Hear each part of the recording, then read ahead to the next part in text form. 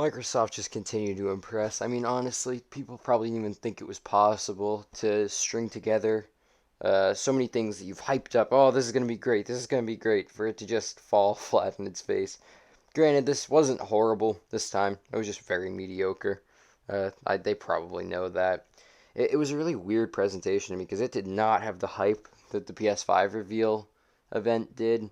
Maybe that's because, the PS5 actually got revealed. I think Xbox really should have saved that, revealing what the console looks like, because that can be a big talking point, and they didn't save that, which I think ended up kind of fucking them over in the end. Because say they'd saved that for this, and this event happened a little bit earlier, I think you'd have a lot more people talking.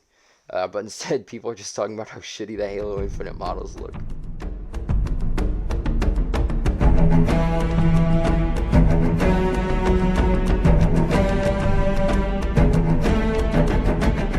It kind of looks like they outsourced making the models to some, high schooler with Unity or something. I mean, like they look okay, I guess, but not what you want your next generation console to be trying to impress people with. I mean, there's more impressive games that have come out this generation by a long shot.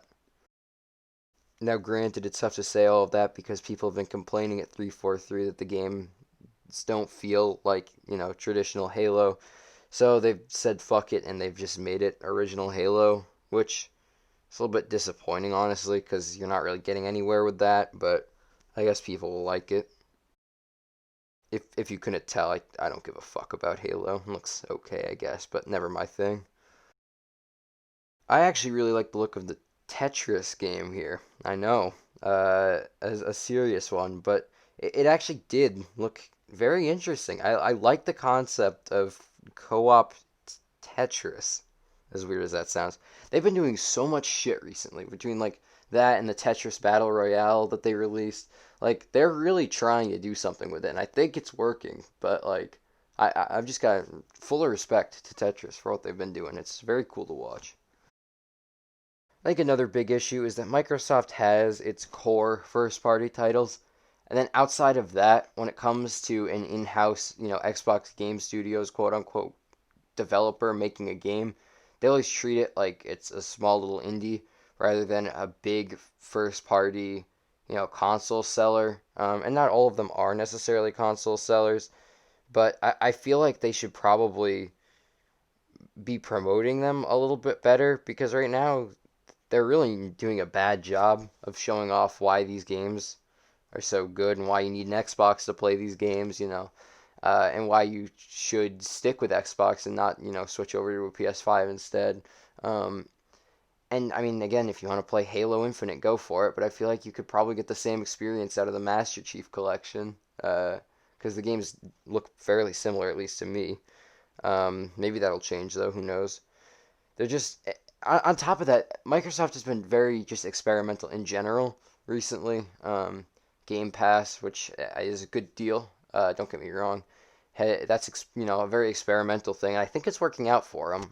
Tough to tell, but I think it's working out. On paper, they should be losing money, but that's not the way it really works. Subscription services are always going to be what these companies go after, and with good reason.